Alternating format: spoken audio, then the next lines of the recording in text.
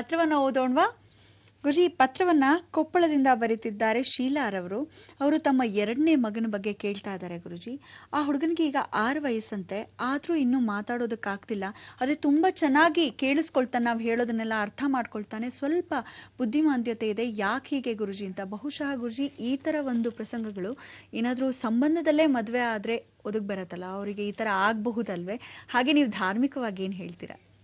ಸತ್ಯ ಅಂದ್ರೆ ತಾವು ಹೇಳಿದಾಗೆ ವಿಚಾರ, ಆ ಮಕ್ಕಳಲ್ಲಿ ಸ್ವಂತ ಸೋದರ ಮಾವನ ಕಟ್ಕೊಂಡ್ರೆ, ಸ್ವಂತದಲ್ಲಿ ಒಂದು ಕೊಟ್ಟು ಒಂದು ತಗೊಂಡ್ರೆ, ಅಂದ್ರೆ ಸೋದತ್ತೆ ಮಗಳನ್ನೇ ಕಟ್ಕೊಂಡ್ರೆ ನಮ್ಮ ಮನೇಲೇ ಇರಲಿ ಅಂತ. ಈಗ ಶನಿನ ಹೆಗಲೇರ್ ಹೋಗ್ತಾ ಇದ್ದವನ್ನ ಬಿಡ್ತಾ ಇದ್ದೀವಿ ಅನ್ನೋ ಅಷ್ಟರಲ್ಲಿ, ಅಯ್ಯೋ ಇರ್ಲಿ ಬಿಡ್ವಿ, ನಾವು ಬೇರೆ ಸಂಬಂಧಕ್ಕೆ ಯಾರು ಹುಡುಕ್ಬೇಕು, ನಮ್ಮಲ್ಲೇ ಕೊಟ್ಕೊಂಡ್ಬಿಡೋಣ ಅಂತ ಇವರು ದೊಡ್ಡವ್ರು ಮಾತಾಡ್ಕೊಂಡ್ಬಿಡ್ತಾರೆ. ಹಣೆ ಬರ ಅನುಭವಿಸೋದು ನೆಕ್ಸ್ಟ್ ಅವ್ರ ಬೀಳಿಗೆದಾನೆ ಪಾಪ. ಆ ಕರ್ಮಗಳನ್ನ ಪರಿವರ್ತನೆ ಮಾಡಕ್ಕೆ ಸಾಧ್ಯವೇ ಇಲ್ಲ. ಆದರೆ ಈ ತರ ಬುದ್ಧಿಮಾಂದ್ಯವಾಗಿ ಹುಟ್ಟತಕ್ಕಂಥ ಮಕ್ಕಳಿಗೆ ಯಾವತ್ತು ತಿಳ್ಕೊಳ್ಳಿ, ಜಾತಕದಲ್ಲಿ ನೋಡ್ಕೊಂಬಿಡಿ, ಶನಿ ಮತ್ತು ಕೇತು ಇದ್ದಾಗ ಈ ರೀತಿಯಾಗಿ ಮಂದ ಬುದ್ಧಿ, ಅಂದ್ರೆ ನಿಧಾನಕ್ಕೆ ಮಾತು ಬರುತ್ತೆ, ಮಾತೇ ನಿಧಾನ ಅಥವಾ ಬರೋದೇ ಇಲ್ಲ ಮಾತುಗಳು, ಹೀಗಾಗ್ಬಿಡುತ್ತೆ. ವಾಕ್ ಚಾತುರ್ಯ ಅನ್ನೋದೇ ಕೇತುನೇ.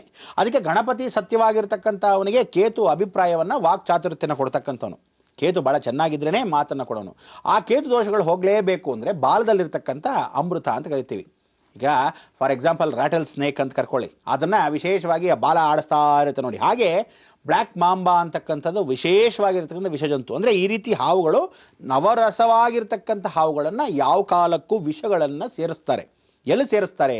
ಕೆಲವೊಂದು ಜಾಗದಲ್ಲಿ ಝೂನಲ್ಲಿ ಸೇರಿಸ್ತಾರೆ. ಅದಕ್ಕೆ ನೀವೇನ್ ಮಾಡಬೇಕು, ವಿಶೇಷವಾಗಿ ಪ್ರಾಣಿ ಸಂಗ್ರಹಣವಾಗಿರ್ತಕ್ಕಂಥ ಮನುಷ್ಯ ಜಾತಿಯಲ್ಲಿ ಇಲ್ಲಿ ಪೂಜೆ ಪುನಸ್ಕಾರವನ್ನು ಮಾಡಿ ಪ್ರಾಣಿಗಳನ್ನ ಸೇರಿಸೋದು.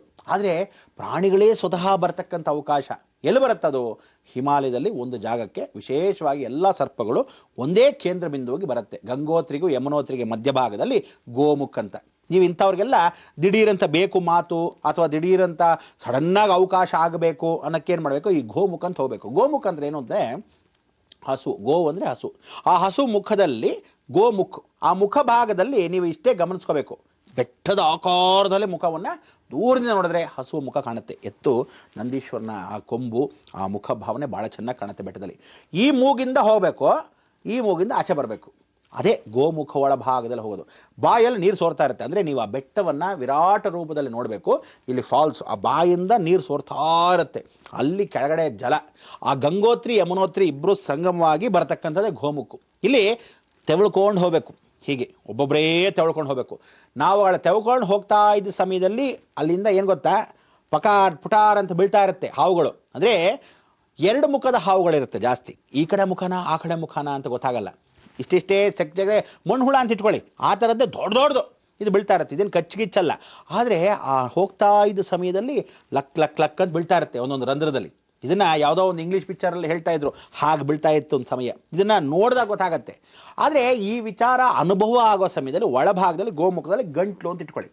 ಅಂದ್ರೆ ನಾವು ಇಲ್ಲಿಂದ ಅಲ್ಲಿವರೆಗೂ ಸುಮಾರು ಏನಿಲ್ಲ ಅಂದ್ರೆ 1 ಕಿಲೋಮೀಟರ್ ಅಂತ ಇಟ್ಕೊಳ್ಳಿ. ತೆವಳ್ತಾನೆ ಹೋಗ್ಬೇಕು, ಮಧ್ಯೆ ನಿಂತ್ಕೊಳ್ಳೋಕ್ಕಾಗಲ್ಲ, ಮಾಡೋಕ್ಕಾಗಲ್ಲ. ಚಿಕ್ಕ ಮಕ್ಕಳಾದ್ರೆ ಸ್ವಲ್ಪ ಬಗ್ಕೊಂಡು ಹೀಗೆ ಹೋಗ್ಬೋದು, ಇಲ್ಲದಿದ್ರೆ ಹೀಗೇ ಹೋಗಬೇಕು.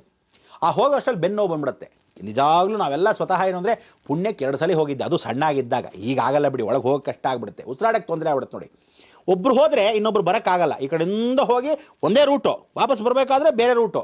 ಆದರೆ ಹೋಗಬೇಕಾದ್ರೆ ಹೋಗ್ತಕ್ಕಂಥ ವಿಚಾರದಲ್ಲಿ ಇವನು ಆ ಸ್ವಲ್ಪ ರೆಸ್ಟ್ ತಗೊಳ್ಳಿ, ಹಿಂತಿರುಗಿ ನೋಡಂಗಿಲ್ಲ, ಇನ್ನೊಬ್ಬ ಹಿಂದೆ ಬರ್ತಾ ಇರ್ತಾನಲ್ಲ. ಇಂಥ ಒಂದು ಸಂದರ್ಭ. ಅಂಥ ಮಕ್ಕಳನ್ನ ಈ ಜಾಗದಲ್ಲಿ ನೀವು ಕಳಿಸಿದ್ರೆ ಒಳಗಡೆ ಏನಿದೆ ನೀರು ಅಂತರ್ಜಲ ನಮಗೇ ಗೊತ್ತಿಲ್ಲದೆ ಆ ಕಣ್ಣಿನ ಅಶ್ರುತರ್ಪಣ ಮಳೆಯಲ್ಲಿ ಶಿರಸ್ಸಲ್ಲಿ ಒಳಭಾಗದಿಂದ ಗಂಗೆ ಒಳಗಡೆ ಈಶ್ವರಲಿಂಗದ ಮೇಲೆ ಬೀಳ್ತಾ ಇದ್ದಾಳೆ. ಅಲ್ಲಿ ದುರ್ಗಾಂಬಿಕಾ ಹೀಗೆ ಕೂತ್ಕೊಂಡು ತಪಸ್ಸನ್ನು ಮಾಡ್ತಾಳೆ. ಆ ಕಡೆ ಬ್ರಹ್ಮ, ಈ ಕಡೆ ವಿಷ್ಣು, ಅಲ್ಲಿ ಗಣಪತಿ. ಆ ಸೊಂಡ್ಲಲ್ಲಿ ಗಣಪತಿ ತಾನು ಅಭಿಷೇಕ ಮಾಡ್ತಾ ಇರೋದನ್ನ ಇವರು 3 ಜನ ಅರ್ಘ್ಯವನ್ನು ನಮಸ್ಕಾರ ಮಾಡ್ತಿದ್ದಾರೆ. ಇದು ನಿಜವಾಗ್ಲೂ ಆ ಮುಖದಲ್ಲಿ ತನಗೆ ತಾನೇ ಮೂಡಿರ್ತಕ್ಕಂಥದ್ದೇ ಗೋಮುಖ. ಬಹಳ ವಿಶೇಷ ಈ ಕ್ಷೇತ್ರ ಮಹಿಮೆ. ಆ ಕ್ಷೇತ್ರಕ್ಕೆ ಹೋದಾಗ ವಾಕ್ಚಾತುರ್ಯ ಕೊಡೋನು ಗಣೇಶ. ಅದಕ್ಕೆ ಅಲ್ಲಿ ಇವತ್ತಿಗೂ ಸರ್ವಕಾರ್ಯ ಸಿದ್ಧಿಗೆ ಎಷ್ಟೋ ಋಷಿಮುನಿಗಳು ಹೋಗಿ ತಪಸ್ಸನ್ನು ಮಾಡಿ ಬಹಳ ಜನ ಗೂಡುಗಳಲ್ಲಿ ಕೂತ್ಕೊಂಡ್ಬಿಡ್ತಾರೆ. ಹೀಗಂದು ಸುಮಾರು 23 ಗೂಡುಗಳಿದೆ. ಆ ಗೂಡುಗಳಲ್ಲಿ ಕೂತ್ಕೊಂತಾ ಬಂದ್ಬಿಡೋದು. ಇಲ್ಲಿ ಈ ಗೂಡಲ್ಲಿ ಯಾರಾದರೂ ಹೋಗಿ ಧ್ಯಾನ ಮಾಡಬೇಕಾದ್ರೆ ಕೂತ್ಕೋಬೋದು. ಸದ್ಯ ನಿಮ್ಗೆ ಅದ್ರ ಟೈಮ್ ಇರಲ್ಲ. ಆದರೆ ನೀವು ಹೋಗೋಕ್ಕೆ ನಿಧಾನಕ್ಕೆ ಪ್ರಯತ್ನ ಪಟ್ಟು ಈ ಮಗುನ ಇಂಥವ್ರಿಗೆ ಮಾತೇ ಬಂದಿಲ್ಲ, ನಿಧಾನವಾಗಿದೆ ಅಂಥವ್ರಿಗೆಲ್ಲ ವಾಕ್ ಚಾತುರ್ಯದಲ್ಲೇ ಕೂತ್ಕೊಳ್ಳೋಕ್ಕೆ ವಾಗ್ದೇವಿ ಅಂತ ಅಲ್ಲೇ ಕೂತ್ಕೊಂಡು ತ್ರಿಶೂಲವನ್ನು ಹೀಗೆ ಇಟ್ಕೊಂಡಾಳೆ. ಅಲ್ಲಿ ಅರ್ಚಕರ ಹತ್ರ ಕೇಳ್ಕೊಂಡಾಗ ತ್ರಿಶೂಲದಿಂದ ಅಭಿಷೇಕವನ್ನು ಮಾಡಿದಾಗ ತ್ರಿಶೂಲದಿಂದ ಹೀಗೆ ಬರ್ತಕ್ಕಂಥದ್ದು. ಆಗ ನೀವು ಆ ಮಗು ಕೈಯಲ್ಲಿ ಬಾಯಲ್ಲಿ ಆ ನೀರನ್ನು ಹೀರ್ಕೋಬೇಕು. ಯಾವ ಕೈಯಲ್ಲಿ ತೊಗೊಳಕ್ಕಾಗಲ್ಲ. ನಾವು ಹೀಗೆ ಬೇರೆ ಇರ್ತೀವಲ್ಲ, ಹಾಗೆ ಆ ನೀರನ್ನು ತೊಗೋಬೇಕು. ಬಾಯಲ್ಲಿ ತೊಗೊಂಡಾಗ ಸ್ವಚ್ಛಭೌತವಾಗಿರ್ತಕ್ಕಂಥ ಮಾತುಗಳು, ವಾಕ್ಚಾತುರ್ಯತೆ, ಜ್ಞಾನಶಕ್ತಿ, ಹೇಗೆ ಕಾಳಿದಾಸನಿಗೆ ನಾಲ್ಗೆಯಲ್ಲಿ ಬರೆದ್ಲೋ ಅಷ್ಟು ಶಕ್ತಿ ಆ ಕ್ಷೇತ್ರದಲ್ಲಿ ಸಿಗುತ್ತೆ. ಇದು ನಿಜವಾದ ಒಂದು ಕ್ಷೇತ್ರ ಮಹಿಮೆ. ಖಂಡಿತವಾಗ್ಲೂ ಅಷ್ಟು ಬೇಗ ಬೇಕು ಅಂದರೆ, ಅಥವಾ ಒಳ್ಳೆಯದಾಗಬೇಕು ಅತಿ ಶೀಘ್ರದಲ್ಲಿ ಅಂದರೆ ಖಂಡಿತವಾಗ್ಲೂ ಈ ಕ್ಷೇತ್ರಕ್ಕೆ ಹೋಗಬೇಕು. ಇದು ಮೂಲವಾಗಿ ಇರತಕ್ಕಂಥ ಭಾರತ ದೇಶಾದ್ಯಂತ ಯಾರ್ಯಾರು ಕಾರ್ಯಕ್ರಮ ನೋಡ್ತಾ ಇದ್ದೀರಾ, ಮಂದವಾಗಿರ್ತಕ್ಕಂಥ ಮಾತು. ಇಲ್ಲಿ ಹೋಗಿ ಬಂದರೆ ಅಕಸ್ಮಾತ್ ಆಗಲಿಲ್ಲ ಅಂದರೆ ಇವರ ಕರ್ಮ, ಅದೇ ವಿಚಾರ. ಯಾಕೆಂದರೆ ಸರಿ ಹೋಗಬೇಕಾದ್ರೆ ಎಂಥವ್ರಿಗಾದರೂ ಇಲ್ಲಿ ಸರಿ ಹೋಗತಕ್ಕಂಥ ಏಕೈಕ ಮಾರ್ಗವೇ ಈ ಕ್ಷೇತ್ರ ಮಹಿಮೆ. ಅದಕ್ಕೆ ಗೋಮುಖದಲ್ಲಿ ಬಸವನಿಗೆ ಇರತಕ್ಕಂಥ ಅನುಗ್ರಹ. ನೀವು ಅಲ್ಲಿವರೆಗೂ ಆ ಹೋಗೋಕ್ಕೆ ಪ್ರಯತ್ನ ಮಾಡೋವರೆಗೂ ದಯವಿಟ್ಟು ಪ್ರತಿ ಸೋಮವಾರ ಶನಿವಾರ ಇದೇ ಮಗನ ಕೈಯಲ್ಲಿ ಒಂದು ಅಚ್ಚು ಬೆಲ್ಲ, ಸ್ವಲ್ಪ ಅಕ್ಕಿಯನ್ನು ಹಸುಗೆ ತಿನ್ನಿಸ್ತಾ ಬನ್ನಿ. ಆಗ ಎಷ್ಟು ಮಟ್ಟಿಗೆ ಹಸುವಿಗೆ ಆ ಗುರು ದೋಷ ಹೋಗುತ್ತೆ, ಮಾತನ್ನು ಅತಿ ಶೀಘ್ರದಲ್ಲಿ ಕೊಡ್ತಾನೆ ಅಂತ ಈ ಮುಖಾಂತರ ಭರವಸೆ ಕೊಡ್ತಾ ಇದ್ದೀನಿ. ಶೀಲಾ ಅವರೇ, ಧನ್ಯವಾದಗಳು ಪತ್ರವನ್ನ ಬರೆದಿದ್ದಕ್ಕಾಗಿ. ಗುರುಜಿ, ಮುಂದಿನ ಪತ್ರವನ್ನ ಬರೀತಿದ್ದಾರೆ ಮಂಜುನಾಥ್ ರವರು ಬೆಂಗಳೂರಿನಿಂದ. ಅವರು ಹೇಳ್ತಿದ್ದಾರೆ, ಗುರುಜಿ ನಮ್ಮ ಕುಟುಂಬದಲ್ಲಿ ನೆಮ್ಮದಿನೇ ಇಲ್ಲ ಗುರುಜಿ. ಮದುವೆ ಆದಾಗಿಂದ ಕಲಹಗಳು ಉಂಟಾಗ್ತಾನೆ ಇರುತ್ತೆ, ಹಾಗೆ ಆರ್ಥಿಕ ಪರಿಸ್ಥಿತಿ ಕೂಡ ತುಂಬಾನೇ ಹದಗೆಟ್ಟಿದೆ ಅಂತ. ಒಬ್ಬ ಪಂಡಿತರಲ್ಲಿ ನಾವು ಕೇಳಿದ್ವಿ ಗುರುಜಿ, ಅವ್ರು ಹೇಳ್ತಾರೆ ನಿಮ್ಮ ಕುಟುಂಬಕ್ಕೆ ಸರ್ಪದೋಷವಿದೆ, ಪಿತೃದೋಷ ಇದೆ, ಗುರುದೋಷ ಇದೆ ಅಂತ ಹೇಳಿದ್ರು. ಹಾಗೆ ನಮ್ಮಲ್ಲಿ ದುಡ್ಡಿಲ್ಲ ಅಂದಿದ್ದಕ್ಕೆ ಹುಂಡಿಯಲ್ಲಿ ಕೂಡಿಡಿ, ತದನಂತರ ಹೋಗಿ ನಿಮ್ಗೆ ಆದಾಗ ಅಂತ ಹೇಳಿದ್ರು. ಆಗ್ಲೇ ಕಳೆದ 2 ವರ್ಷಗಳಿಂದ ಪ್ರಯತ್ನ ಪಡ್ತಾನೆ ಇದೀವಿ ಗುರುಜಿ, ಆದ್ರೆ ಆರ್ಥಿಕ ಸ್ಥಿತಿ ಇನ್ನಷ್ಟು ಕಡೆ ಆಗ್ತಾ ಇದೆ ಹೊರತು ನಾವು ಅಭಿವೃದ್ಧಿ ಹೊಂದುತ್ತಾನೆ ಇಲ್ಲ. ಹಾಗಾಗಿ ಏನ್ ಮಾಡೋದು ಅಂತ ಕೇಳ್ತಿದ್ದಾರೆ ಗುರುಜಿ. ಬಹಳಷ್ಟು ಜನ ಪರಿಹಾರ ಮಾಡ್ಕೊಬೇಕು ಅಂತ ದುಡ್ಡಿದ್ದವರು ಕೂಡ ಎಷ್ಟೇ ಪ್ರಯತ್ನ ಮಾಡಿದ್ರು ಬಹಳಷ್ಟು ಅಡೆತಡೆಗಳು ಬರ್ತಾನೆ ಇರತ್ತೆ. ಅಂತವ್ರು ಏನ್ ಮಾಡ್ಬೇಕು ಗುರುಜಿ? ಈಗ ಕೆಲವರಿಗೆ ಕರ್ಮ ಬೇಗ ಬಿಟ್ಟು ಹೋಗುತ್ತೆ ಅಂತ, ಕೆಲವರಿಗೆ ನಂಬಿಕೆ ಇರಬೇಕು ಅಂತ. ನೋಡಿ, ಸಾಧಾರಣವಾಗಿ ಯಾರೇ ಒಬ್ಬ ಪರಿಹಾರ ಕೊಡಬೇಕಾದ್ರೆ, ಯಾವ ಶಾಸ್ತ್ರಜ್ಞಾಗಲಿ, ಯಾವುದೋ ಮಹನೀಯರಾಗಲಿ, ಯಾರೇ ಆಗಲಿ, ನೀವು ಹೋಗಿರ್ತಕ್ಕಂಥ ಪರಿವಾರವನ್ನ ಸಮೇತವಾಗಿ ಪರಿಹಾರವನ್ನು ಕೇಳಿದಾಗ ಅವ್ರು ಹೇಳಿದ ತಕ್ಷಣಕ್ಕೆ ಹೋಗಲ್ಲ ನೀವುಗಳು.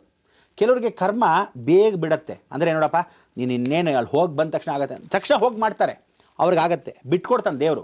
ಹೌದು, ಇವನು ಗ್ಯಾರಂಟಿ ಕರ್ಮ ಕಳೆಯೋ ಟೈಮ್ ಬಂದ್ಬಿಡ್ತು, ಒಳ್ಳೆ ಟೈಮ್ ಕಣೆ, ಒಳ್ಳೆ ಟೈಮಲ್ಲಿ ಬಂದ, ಅವ್ನಿಗೆ ಆಗೇ ಹೋಯ್ತು. ಕೆಲವರಿಗೆ ಪ್ರಯತ್ನ ಪಡ್ತಾನೆ ಇರ್ತಾರೆ, ಕರ್ಮ ಬಿಟ್ಕೊಡಲ್ಲ. ಇನ್ನು ಕೆಲವರಿಗೆ ಅಯ್ಯೋ ಬಿಡಿ ಆಮೇಲೆ ನೋಡ್ಕೊಳ್ಳೋಣ ಅಂತ ಈ ಒಂದು ದುರಹಂಕಾರ. ಸೊ ಒಬ್ಬೊಬ್ರಿಗೆ ಒಂದೊಂದು ಹಣೆ ಬರ. ಆದರೆ ಮನೆಯಲ್ಲೂ ಅಷ್ಟೇ ಹೇಳ್ತಾ ಇದ್ದೀನಿ, ಯಾವುದೇ ಒಂದು ಪರಿಹಾರವನ್ನು ಮಾಡಬೇಕಾದ್ರೆ ಗಂಡನಿಗೂ ಅದೇ ನಂಬಿಕೆ ಇರಬೇಕು, ಹೆಂಡತಿಗೂ ಅದೇ ನಂಬಿಕೆ ಇರಬೇಕು. ಗಂಡನಿಗಿಲ್ದೆ ಅಂದರೆ ಆ ಪಿತೃದೋಷ ಇವನು ಬಿಟ್ಕೊಡಲ್ಲ, ಇಲ್ಲ ಹೆಂಡತಿಗಿಲ್ದೆ ಅಂದರೆ ಈ ಶುಕ್ರ ದೋಷ ಅವನು ಬಿಟ್ಕೊಡಲ್ಲ. ಈ ಕರ್ಮಗಳಿಗೆ ಚಂದ್ರ ದೋಷ ಮಕ್ಕಳಿಗೆ ಕಾಡ್ತಾನೆ ಇರುತ್ತೆ. ಜನ್ಮದಲ್ಲಿ ಅವನು ಪರಿಹಾರ ಮಾಡ್ಕೊಳಕ್ಕಾಗಲ್ಲ, ಹೀಗೆ ಬಿದ್ದಿರ್ತಾರೆ. ಆದರೆ ಇವರಿಗೆ ಈ ಕಷ್ಟ ಇರ್ತಕ್ಕಂಥದ್ದು ಏನು ಗೊತ್ತಾ ಮಂಜುನಾಥ್, ನಿಮ್ಮ ಮನೇಲಿ ಇರ್ತಕ್ಕಂಥ ತೊಂದರೆ ದಕ್ಷಿಣ ಕಟ್ಟಾಗೋಗಿದ್ದೀರಿ, ಅದು ಸರಿಯಾಗಿ ನೋಡ್ಕೊಳ್ಳಿ. ನೀವು ಇರ್ತಕ್ಕಂಥ ದಕ್ಷಿಣ ಕಟ್ಟಾಗೋಗಿರೋದ್ರಿಂದ ಯಾವ ಕಾಲಕ್ಕೂ ನೀವು ಆರ್ಥಿಕ ಪರಿಸ್ಥಿತಿ ಸರಿ ಹೋಗಲ್ಲ, ಮನೆ ಬಿಡೋವರೆಗೂ ಯಾವ ಕಾಲಕ್ಕೂ ಅಭಿವೃದ್ಧಿ ಬರಲ್ಲ. ನೀವು ಮೊಂಡುತನದಿಂದ ಅಲ್ಲೇ ಕೂತ್ಕೊಂಡ್ರು, ಎಷ್ಟೇ ಯಾವುದೇ ಶಾಸ್ತ್ರವನ್ನು ಅದರ ಕೇಳ್ಕೊಂಬಂದ್ರು, ಏನೇ ಮಾಡಿದ್ರು ಭಾಳ ಕಷ್ಟ. ಯಾಕೆ ಅಂದರೆ ದಕ್ಷಿಣ ಯಾವತ್ತು ಋಣ ಕಟ್ಟಾಗಬಾರ್ದು. ನೀವು ಹೊರಗಡೆ ಹೋಗಿ ನೋಡ್ಕೊಂಬನ್ನಿ, ನಿಮ್ಮ ಗೋಡೆ ಒಳಭಾಗದಲ್ಲಿ ಹೀಗೆ ಬಂದು ಕಟ್ಟಾಗಿ ಆ ಸಿ ಶೇಪಲ್ಲಿ ಕಟ್ಟಾಗೋಗಿದೆ. ಅದಕ್ಕೆ ಆ ಮನೆಯಲ್ಲಿ ನೀವು ವಾಸ್ತವ ಮಾಡ್ತಾ ಇರೋದ್ರಿಂದ ಅಲ್ಲಿರ್ತಕ್ಕಂಥ ಪಿಟ್ಟು ದಕ್ಷಿಣದಲ್ಲೇ ಇದೆ. ಅಂದರೆ ಹೊರಗಡೆ ಹೋಗ್ತಕ್ಕಂಥ ಡ್ರೈನೇಜು ನೀವು ಸರಿಯಾಗಿ ಪತ್ರದಲ್ಲಿ ಬರೆದಿದ್ರು, ಈ ಕಾರ್ಯಕ್ರಮ ನೋಡ್ತಾ ಇದ್ರೆ ಹೋಗಿ ನೋಡ್ಕೊಂಬನ್ನಿ. ಇದು ಇಲ್ಲ ಅಂತ ಹೇಳ್ಬೇಡಿ, ನಾನು ವಿದ್ಯೆಯನ್ನು ಬಿಟ್ಬಿಡ್ತೀನಿ. ಆದ್ದರಿಂದ ಸಾಕ್ಷಿ ರೂಪವಾಗಿ ನೀವಲ್ಲಿ ಹೋಗಿ ಬರ್ತಕ್ಕಂಥ ವಿಚಾರ, ಅಲ್ಲಿ ಇರ್ತಕ್ಕಂಥ ಪೈಪು, ನೀರು, ಮಾಡಿ ಮೇಲೆ ಇರತಕ್ಕಂಥದ್ದೆಲ್ಲವೂ ಆ ಕಡೆ ಹೋಗ್ತಕ್ಕಂಥ ಡ್ರೈನೇಜ್ ಎಲ್ಲ ಆ ದಕ್ಷಿಣಕ್ಕೆ ಕಟ್ಟಾಗಿರೋ ಜಾಗ ಹೋಗ್ತಾ ಇದೆ. ಆದ್ರಿಂದ ನೀವು ಮುಂಭಾಗದಲ್ಲಿದ್ದಾಗ ದಕ್ಷಿಣದಲ್ಲಿ ಯಾರು ವಾಸ? ಸಾಕ್ಷಾತ್ ಕುಜ, ಋಣವನ್ನು ತೀರಿಸೋನು. ಆ ಕುಜಾನೇ ಕೆಲಸ ಕಾರ್ಯ ಕೊಡೋನು, ಆ ಕುಜಾನೇ ಬೇಗ ಕಾರ್ಯಗಳನ್ನು ಮಾಡಿಸೋನು. ಯಾವುದಕ್ಕೂ ಮುಂದುವರಿದೇ ಇದ್ದವನು ಏನು ಮಾಡ್ತಾನೆ, ನಿಮಗೆ ಗೊತ್ತಿಲ್ಲದೆ ನಿಮ್ಮ ದುಡ್ಡನ್ನು ಶೇಖರಣೆ ಮಾಡ್ತಾ ಇದ್ದಾನೆ, ಉಪಯೋಗಕ್ಕೆ ಆಗದಿದ್ದ ಹಾಗೆ ಮಾಡಿಬಿಡ್ತಾನೆ, ಡೆಡ್ ಅಂತ. ಆ ಥರ ಡೆಡ್ ಇನ್ವೆಸ್ಟ್ಮೆಂಟ್ ಆದಂಗೆ ನಿಮಗೆ ಗೊತ್ತಿಲ್ಲದೇನೆ ನೀವು ನಿಮ್ಮ ಜೀವನ ಸತ್ತೋದಾಗೆ, ಫುಲ್ ಸ್ಟಾಪ್ ಆದಾಗಿದೆ. ಅದಕ್ಕೆ ನೀವೇನು ಮಾಡಬೇಕು, ಸ್ಥಾನ ಪಲ್ಲಟನವನ್ನು ಮಾಡ್ಕೋಬೇಕು, ಕುಜನ ಪ್ರಾರ್ಥನೆ ಮಾಡಬೇಕು. ಆದ್ದರಿಂದ ಪ್ರತಿ ಮಂಗಳವಾರ ನರಸಿಂಹಸ್ವಾಮಿ, ಪ್ರತಿ ಮಂಗಳವಾರ ಬೆಳಗಿನ ಜಾವದಲ್ಲಿ ಸುಬ್ರಹ್ಮಣ್ಯ, ಪ್ರತಿ ಮಂಗಳವಾರ ಮಧ್ಯಾಹ್ನದಲ್ಲಿ ದುರ್ಗಾಂಬಿಕಾ ಸ್ವರೂಪದಲ್ಲೋ ಅಥವಾ ಚೌಡೇಶ್ವರಿ ಸ್ವರೂಪದಲ್ಲೋ ಅಥವಾ ಗ್ರಾಮದೇವತೆ ಸ್ವರೂಪದಲ್ಲೋ ನಮಸ್ಕಾರ ಮಾಡಬೇಕು. ನರಸಿಂಹನ್ ಮಾತ್ರ ಸಾಯಂಕಾಲ ನಮಸ್ಕಾರ ಮಾಡಬೇಕು. ಇದನ್ನು ಮೊದಲೇ ಟೈಮ್ ಟೇಬಲ್ ಕೂಡ ಹಾಕ್ಕೊಟ್ಟಿದ್ದೀನಿ. ಬೆಳಗ್ಗೆ ಸುಬ್ರಹ್ಮಣ್ಯ ಆದ ತಕ್ಷಣ ಚೌಡೇಶ್ವರಿ, ಅದಾದಮೇಲೆ ಸಾಯಂಕಾಲ ನರಸಿಂಹಸ್ವಾಮಿ. ಸುಬ್ರಹ್ಮಣ್ಯನಿಗೆ 11 ವಿಶೇಷವಾಗಿರ್ತಕ್ಕಂಥ ತಿಂಗಳುಗಳು, ಚೌಡೇಶ್ವರಿಗೆ 16 ತಿಂಗಳುಗಳು, ಪರಿಪೂರ್ಣವಾಗಿರ್ತಕ್ಕಂಥ ನರಸಿಂಹಸ್ವಾಮಿಗೆ 48 ತಿಂಗಳುಗಳು. ಹೀಗೆ ಅದನ್ನು ಮಾಡ್ಕೊಳ್ಳೋವರೆಗೂ ಯಾವ ಕಾಲಕ್ಕೂ ಸಿದ್ಧಿ ಆಗಲ್ಲ. ಅರ್ಥ ಆಯ್ತಾ? ನೀವು ನರಸಿಂಹಸ್ವಾಮಿನ ಹಿಡ್ಕೊಳ್ಳಿ, ಕುಜದೋಷ ಹೋಗುತ್ತೆ. ನಿಮ್ಮಲ್ಲಿರ್ತಕ್ಕಂಥ ಸ್ಥಾನ ಪಲಟನ ಕೂಡ ಮಾಡ್ಸೋಕ್ಕೆ ಅವಕಾಶ ಮಾಡದೇ ಇರೋದಕ್ಕೆ, ಬೇಗ ಹೊರಗಡೆ ಹೋಗಿ ತಳ್ಳಕ್ಕಾಗದೇ ಇರೋದಕ್ಕೆ ಯಾರ ಸಾಕ್ಷಿ ರೂಪ?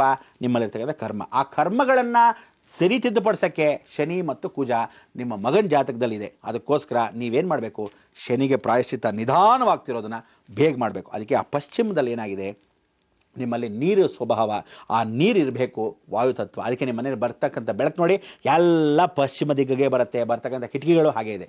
ನೀವು ಈ ಪತ್ರವನ್ನು ನೋಡಿದ್ದೀರಾ, ಕರೆಯನ್ನು ಮಾಡಿ ವಿಚಾರವನ್ನು ತಿಳ್ಕೊಂಡ ತಕ್ಷಣ ಅಯ್ಯೋ ಹೌದಲ್ವಾ ಅಂತ ಜ್ಞಾನೋದಯ ಆಗತ್ತಲ್ಲ, ಆಗ ಸರಿತಿದ್ದುಪಡಿಸ್ಕೋಬೇಕು. ಆದ್ದರಿಂದ ಆ ಶಕ್ತಿಗಳ ನಿಮ್ಮಲ್ಲಿರೋವರೆಗೂ ನಿಮ್ಮನ್ನು ಹೊರಗಡೆ ಹೋಗೋಕ್ಕೆ ಗ್ರಹ ಬಲ ಇಲ್ಲದಿದ್ರೆ ಗೃಹ ಬಲ ಕೂಡ ಅಲ್ಲಾಡಕ್ಕೆ ಸಾಧ್ಯವಿಲ್ಲ. ಅದಕ್ಕೆ ಗೃಹ ಬಲ ಇದ್ದರೆ ಗ್ರಹಗಳು ಕೂಡ ಸಮೃದ್ಧಿಪೂರ್ವಕವಾಗಿ ಸ್ಥಾನ ಪಲಟನ ಮಾಡುತ್ತೆ. ಅದಕ್ಕೆ ಗೃಹವನ್ನು ಭದ್ರಪಡಿಸ್ಕೋಬೇಕು. ಪ್ರತಿಯೊಬ್ಬರಿಗೂ ಇದನ್ನು ಕಾರ್ಯಕ್ರಮ ಮುಖಾಂತರ ಹೇಳಿ ಹೇಳಿ ಹೇಳಿ ಹೇಳ್ತಾ ಇದ್ರೂ ಸಹ ಕೆಲವರಿಗೆ ಹಳೇ ವ್ಯಾಮೋಹ. ನಮ್ಮ ತಾತ ಕಟ್ಟಿದ ಮನೆ, ಇದು ಹಾಕಿದ್ದು ಒಂದೇ ಆಲದ ಮರ, ಇದು ಬಿಟ್ಟರೆ ಇನ್ನೇನೂ ಇಲ್ಲ, ನಾನು ಹಳ್ಳದಲ್ಲೇ ಇರ್ತೀನಿ, ಬಿದ್ದಿರಿ ನಿಮ್ಮ ಹಳ್ಳ ನಿಮ್ಮ ಹಣೆವರ.